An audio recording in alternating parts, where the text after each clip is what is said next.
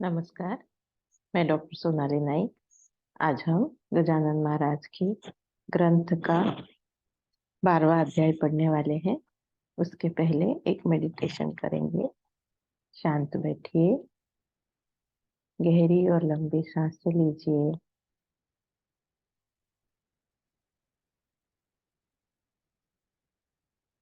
अपना सारा ध्यान आज्ञा चक्र पर केंद्रित करिए। देखिए कि आप एक बहुत शांत और प्रसन्न जगह पर बैठे हैं। समंदर का किनारा है, लहरों की मधुर आवाज आपके कानों पर गूंज रही है। आप बहुत प्रसन्न हो, शांत हो, प्रभु श्री राम का ध्यान कर रहे हो। साक्षात पर प्रभु श्री राम आपके समक्ष खड़े हैं। प्रभु को देखकर आप नतमस्तक होते हो, आनंदित होते हो, पुलकित होते हो। प्रभु ने आपको आशीर्वाद दिया है कि आप शारीरिक रूप से संपूर्ण स्वस्थ हो, मानसिक रूप से संपूर्ण सुदृढ़, ऐहिक रूप से संपूर्ण सफल और सामाजिक रूप से संपूर्ण कार्यरत हो। प्रभु के इस आशीर्वाद को पाकर आप आनंदित होते हो, पुलकित होते हो। प्रभु की शक्ति का कवच आपके इर्द गिर्द सदैव बना रहता है। इस कवच के भीतर आप सदैव सुखी, सदैव समाधानी, सदैव स्वस्थ, सदैव समृद्ध, सदैव सुरक्षित रहते हो। इसी के कारण आपका जीवन विलक्षण माधुर्य, अलौकिक उल्लास, अभूतपूर्व आनंद से भरपूर है। धन्यवाद दीजिए। आंखें खोलिए। जय गजानन। श्री गणेशाय नमः। हे गणाधीश गणपति, हे मयूरेश्वर विमल कीर्ति, ग्रंथ पूर्ण करवाइए मेरे हृदय में कर बसती। आप ज्ञान बुद्धि के दाता, मनोरथों के पूर्ति करता, गणराय आप ही एक हो, भक्तों के विघ्नहर्ता। चिंतामणि हो, दीन उद्धारक, भक्तों के सारे इच्छित आप पूर्ण करते ऐसा। है पुराणों में वर्णित चिंता युक्त मेरा चित्त, शांत कीजिए हे एकदंत भालचंद्र सिंदुरारी, लंबोदर पार्वती सुत अस्तु। बच्चूलाल अग्रवाल अकोले का धनवान एक था, जिसका मन अति उदार और दयावान। जो था बूढ़े लक्ष्मण पंत, उसकी कारंजे की हकीकत कानों कान इसने सुनी तो हो गया था सशंकित। सत्यासत्य की जांच करने विचार करने लगा मन में, तो एक बार श्री गजानन महाराज पहुंचे अकोले में। आए बच्चूलाल के घर, बैठे उसके ओटले पर। बच्चूलाल सच्चा भक्त है, मन में ऐसा सोचकर आनंदित था उसका मन। स्वामी को बोला, ऐसा वचन मेरा मन चाहता है, आज आपका करूं पूजन। सुनकर ऐसे उसके ये वचन महाराज ने हिलाई गर्दन। मतलब उसका ऐसा था, दिया तुझे है अनुमोदन। तत्काल ही ओटले पर सामग्री की सब तैयार, पूजन प्रारंभ किया उसने। सादर षोडशोपचार लगाए, कितने ही उपटन कराया उन्हें मंगल स्नान। अंत में जरी का पीताम्बर कराया उन्हें परिधान। बहुमूल कश्मीरी शालों की बदन पर ओढ़ाई जोड़ी, सर पर रुमाल धवल एक बांध दिया था जरतारी। साकल पहनाई गले में, कड़े पहनाए हाथों में, 10 भिन्न मुद्रिकाएं पहनाई उंगलियों में। वाम कर में पहनाई पहुंची एक अनमोल हीरे की, रत्न जड़ित हार ने बढ़ाई शोभा उनके गले की। जलेबी राघवदास पेड़े नैवेद्य में रखे बड़े, एक छोटे थाल में 13 गुण युक्त बीड़े। सुवास फैला इत्र का, टीका लगाया अष्टगंध का। महाराज के शरीर पर जल भी छीटा गुलाब का। एक सुवर्ण के थाल में रखी दक्षिणा अंत में, जो बहुत ही बड़ी थी, होन मोहरों के रूप में। अनुमान से उसकी कीमत 10,000 रुपयों तक हो सकती है। मैं अब वर्णन करूं कहाँ तक। श्रीफल रखकर सामने ऐसा कहा बच्चूलाल ने, राम मंदिर बांधने की इच्छा तीव्र है मन में। मेरा ओटला छोटा है, उत्सव में कम पड़ता है। उस पर मंडप डाला तो भी जगह का प्रश्न उठता है। मेरा ऐसा मनोरथ पूर्ण कीजिए भगवंत, कहकर चरणों में सर रखा आदर भाव से अत्यंत। उस पर साधु गजानन बोले ऐसे आशीर्वचन, तेरे मनोरथ सारे पूर्ण करेंगे श्री जानकी जीवन। आज तूने यह क्या किया, भोले का बैल बना दिया। गहने पहनाने का मुझे कारण समझ में न आया। मैं न बैल भोले का, न ही घोड़ा दशहरे का। मुझे भला क्या उपयोग हो सकता इन गहनों का। अरे यह है सारा विष, मुझे न होना इसका स्पर्श। दूर रखो ये झंझट मुझसे, इनमें नहीं होता हर्ष। अथवा अपनी संपत्ति का प्रदर्शन करना है चाहता, सही कारण इसके पीछे क्या है बच्चूलाल बता। जिसे जो लगती भली वस्तु उसे देना वही। मैं पागल सन्यासी नग्न घूमता गांव में सदैव ही। तुझको ही हो मुबारक तेरी यह धन दौलत। तुझ जैसे गृहस्थों को ही रहती इसकी जरूरत। मेरा मालिक भीमा तट पर खड़ा हुआ है ईंट पर, वह धन देने को मुझे क्या सदा नहीं है तत्पर। ऐसे वचन बोल दिए, शरीर से सब उतार दिए, वस्त्र भी और गहने भी चारों ओर फेंक दिए। श्री गजानन निकल केवल 2 पेड़े खाकर। अकोले के लोगों को तब दुख हुआ यह देखकर। उनमें कुछ कारंजे के तो भी उपस्थित थे। कहने लगे, लक्ष्मण के तो भाग्य ही फूट गए थे। बच्चूलाल के समान उसने पूजन किया अपने घर में, लेकिन संपत्ति का लालच रखा ही था अपने मन में। ऊपर ऊपर विनय दिखाया, मीठा मीठा भाषण किया। श्री गजानन महाराज को क्या वह समझ न आया। पूजा सदैव दाम्भिकों की केवल शब्द में रहती, अक्षता से कर लेते हैं महा वस्त्र की वे पूर्ति। शर्करा खंड खाद्यानि ऐसे बोलते रहते हैं वाणी से, प्रसाद का काम चला लेते सड़े मूंगफली के दाने से। फल भी उसी स्वरूप का मिलता दाम्भिक पूजन का। ऐसी कृति से बेड़ा गर्क हुआ हमारे लक्ष्मण का। बच्चूलाल है धन्य धन्य, जैसा किया उसने भाषण, उससे थोड़ा सा भी अलग नहीं किया उसने वर्तन। अतः उसका सारा धन कम नहीं होगा आजीवन। संत कृपा से सुख में वृद्धि होती रहती है प्रतिक्षण। इसके बाद बच्चूलाल ने ढूंढा सारे अकोले में, लेकिन सफल हुआ नहीं उन्हें खोज निकालने में।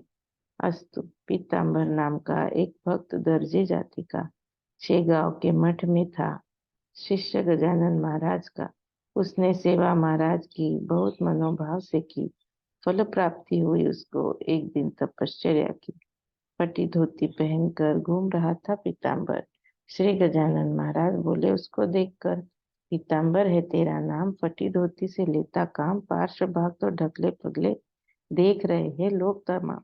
पीतल की भी चूड़ी नहीं, नाम उसका सोनूबाई, प्यास से खूब तड़प रही, नाम है जिसका गंगाबाई। सत्य हो रही वह बात है पीताम्बर तेरे साथ, केवल पोछे के काम की धोती दिखती तेरी आज, वही पहनकर है बैठा, सबको पार्श्व दिखा देता। एक दुपट्टा पहन ले तू, जो तुझे मैं हूँ देता, बिना संकोच पहन लेना, कभी नहीं तू उतारना। कोई कुछ भी चाहे करे, किसी की भी न एक न सुनना। उसने वह पहन लिया, दूसरों से देखा न गया, स्वार्थांध होकर भाई ही भाई का दुश्मन बन गया। बात यह है बहुत बुरी, यहाँ कहना न है जरूरी। बंद नाली का मुंह खोलो तो दुर्गंधी ही फैलगी सारी। श्री गजानन महाराज के शिष्य वैसे अनेक थे, पर उनमें समझदार उंगलियों के गिनती लायक थे। जैसे किसी जंगल में कई रहते घने, लेकिन बहुत बिरले हैं चंदन वृक्ष होते उनमें। महाराज के शिष्यों में ऐसे ही बहुत थे नमूने। लगातार शब्दों की आरी पीताम्बर को लगे चुभाने। ऐसा कैसा है तू शिष्य, महाराज का पहना वस्त्र केवल गजानन महाराज ही उसे पहनने के है पात्र। खुशाल चंद है तू तो समझे हम तेरे भक्ति को, तू यहाँ अब रहना नहीं अपमानित करने गुरु को। पीताम्बर बोला, श्रीमान किया नहीं मैंने अपमान, बल्कि आज्ञा पालन कर उनका रखा है मैंने मान। उन्होंने वस्त्र दिया मुझको, बोले पहने रखना इसको, वही पहना मैंने, इसमें अवज्ञा क्यों दिखी आपको। अघटित प्रकार हुआ, झगड़ा और बड़ा हुआ, उसे मिटाने महाराज ने चमत्कार ऐसा किया। महाराज ने पीताम्बर को आज्ञा की दूर जाने को। बोले, माता दूर रखती है समझदार हुए बच्चे को। मेरी कृपा तुझ पर अवश्य है पीताम्बर। धरती पर पदोन्नतों को तारते रहना निरंतर। आंखों में पानी भराया, स्वामी को साष्टांग नमन किया। पलट पलट पीछे देखते उसने मत छोड़ दिया। जा पहुंचा कोंडोली में, बैठा आम की छाव में। महाराज का निरंतर चिंतन कर रहा मन में। रात भर वहीं रुका। सुबह जब सूर्य उगा, चींटों से त्रस्त होकर पेड़ के ऊपर जा पहुंचा। पूरे आम के पेड़ पर चींटियां चींटे रहे विचर। पीताम्बर देख आया। छोटी बड़ी डाल पर निर्भय स्थान पीताम्बर को मिला नहीं बैठने को। यह कृत्य अति विचित्र लगा सभी चरवाहों को। कहने लगे वे आपस में, इस पेड़ की शाखाओं में पता नहीं क्यों वानर सा यह लगा है घूमने। छोटी बड़ी टहनी पर यह निर्भीकता से घूमकर आया, लेकिन आश्चर्य है, गिरा नहीं धरती पर।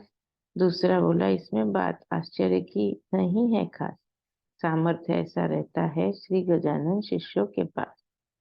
उसका अर्थ यह हो सकता है शिष्य अवश्य है यह उनका। चलो सब गांव में जाकर किस्सा सबको कहते इनका। वृत्तांत चरवाहों द्वारा कुंडली में फैला। सारा लोग इकट्ठा हुए देखने, कौन है यह आदमी न्यारा।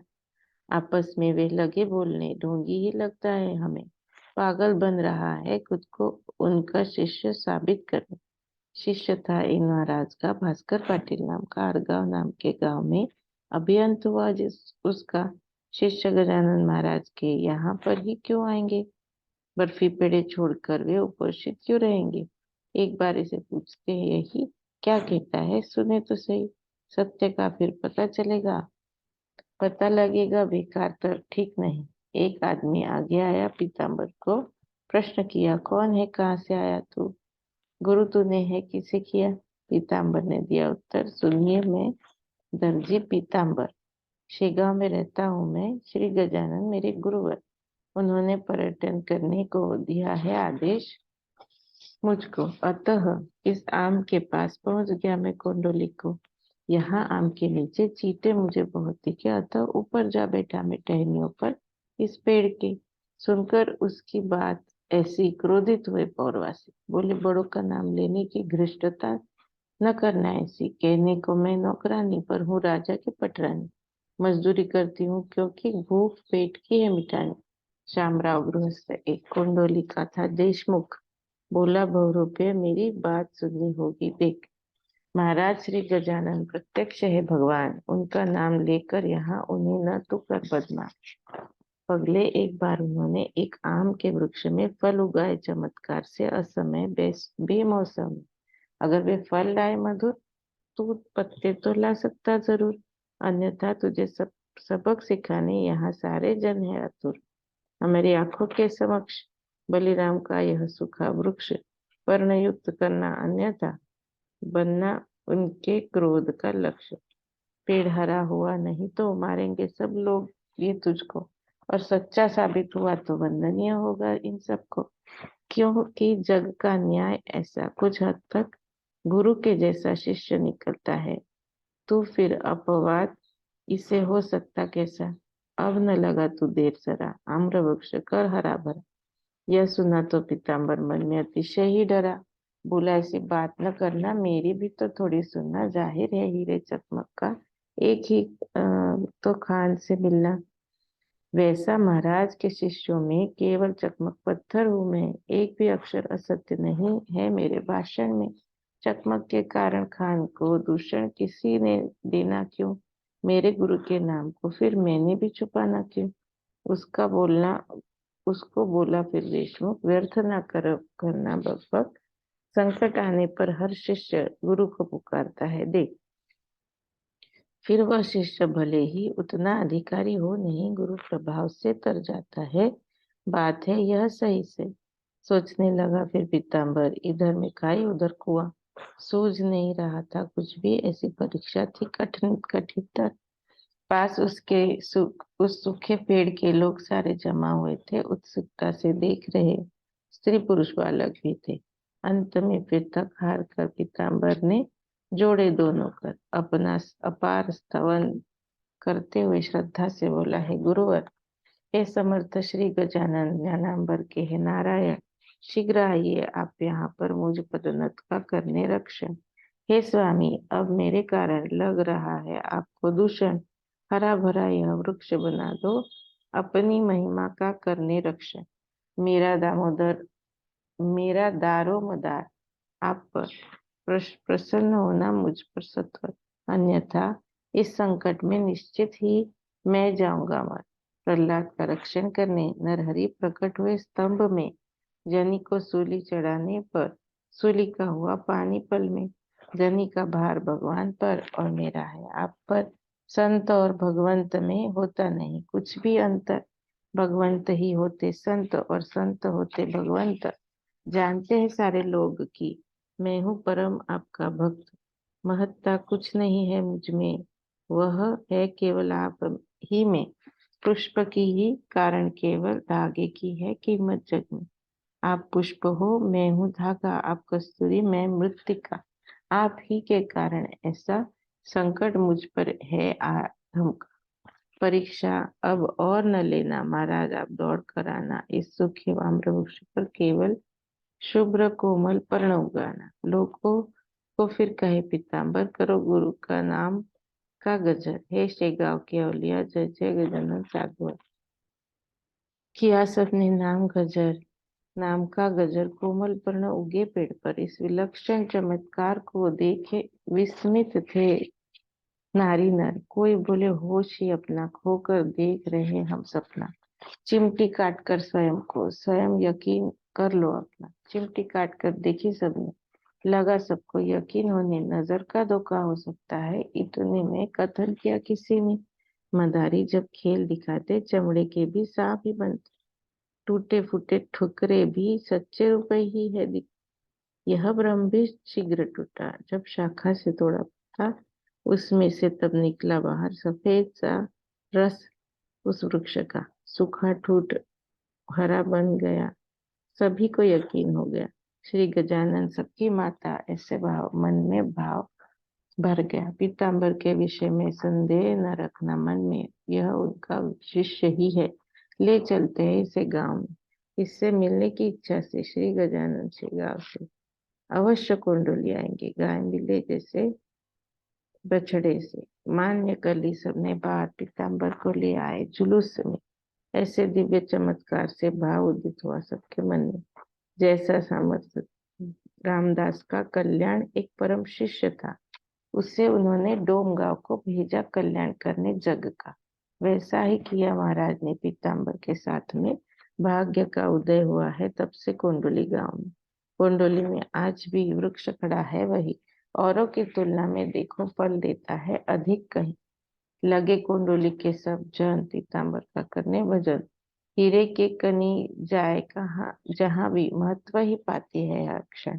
स्थापित कुंडली में वही पीताम्बर का हुआ मठ भी, पंच तत्व में विलीन हुए वहीं पर उसके प्राण अस्तु। इधर शेगांव में महाराज अपने मठ में बैठे थे, किसी कारण से होकर उदास अपने मन में। शिष्यों ने फिर कारण का हाथ जोड़कर उनसे पूछने लगे, महाराज इतना अस्थिर क्यों हो गया है आपका मन? महाराज ने उत्तर दिया, हमारा कृष्णा पाटिल गया, चिकनी सुपारी जो हमें रोज करवाता करता था दिया, याद कर रहे हम उसको। पुत्र उसका राम अभी तो बहुत छोटा है, अब देगा चिकनी सुपारी हम कौन हमको? राम बड़ा होने पर ही करेगा हमारी चाकरी, अतः मठ में रहने की अब नहीं है हमारी तैयारी।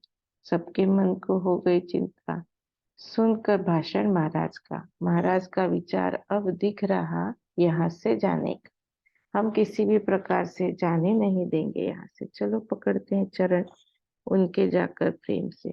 यह सोच ताराचंद मारुति बंकट श्रीपतराव प्रभृति शिष्य पहुंच गए मठ में। महाराज को करने विनती, बोले सारे चामड़े पकड़कर, महाराज हमको त्याग कर जाना न आप रहने हेतु अन्य किसी स्थान पर, जहाँ इच्छा हो आपके मन में वही रहिए शेगांव, पर ग्राम यह छोड़ने का विचार लाइए न मन। कहा ऐसा महाराज ने, फूट है तुम्हारे गांव में, यहाँ किसी की भी जगह न चाहिए न मुझे रहने। ऐसी जगह अगर मिलेगी जो किसी की भी न होगी, तभी मुझे से गांव में रहने की इच्छा होगी। ऐसी उनकी बात सुनकर छा गई चिंता सबके मन पर। बहुत ही कठिन आज्ञा हमें दे रहे हैं योगी। किसी की भी जगह में रहना मंजूर नहीं ने। इनके लिए सरकार भी जगह क्या देगी हमें? हमारे साधु की महिमा सरकार मानती है ना? बंकट बोला, महाराज हमें ऐसे संकट में डाले। धार्मिक काज हेतु जगह देने की नहीं है कुछ वजह। विश्वास है हमें, क्योंकि राज्य विदेशियों का है। हम में से किसी की भी आप जगह मांगे, अभी उसके सहर्ष देने को हम तैयार है सभी। महाराज बोले, ऐसे वचन कितने अज्ञ हो सारे जन। सारी जमीन के मालिक है एक सच्चिदानंद दयाघन। भूख पर राजे कितने आए आए और आकर चले गए। काहे की जगह सरकारी मालिक पांडुरंग ही रहे। केवल व्यवहार निभाने राजे रहते मालिक बने। भूषण की यह बात नहीं, प्रयत्न करो तो सफल बने। आगे एक न बोलो अक्षर, प्रयत्न सफल होंगे सत्वर। हरि पाटिल को यश मिलेगा कोशिश में जो होगा तत्पर। सारे भक्त जन वहां से पहुंच गए हरि पाटिल के घर। सरकार में अर्जी दे दी। सलाह पर उन उस परम भक्त के बुल्ढाणे का सर्वाधिकारी साहब था नाम करी। उसके 1 एकड़ का तुरंत ही दे दी मंजूरी। और एक भी ऐसा भी कह दिया, तुमने आवेदन दिया 2 एकड़ का, पर मैंने 1 ही एकड़ मान्य किया। करोगे 1 साल के अंदर सदुपयोग इसका, अगर आपकी इच्छा पूर्ण करने दूंगा मैं 1 और एकड़।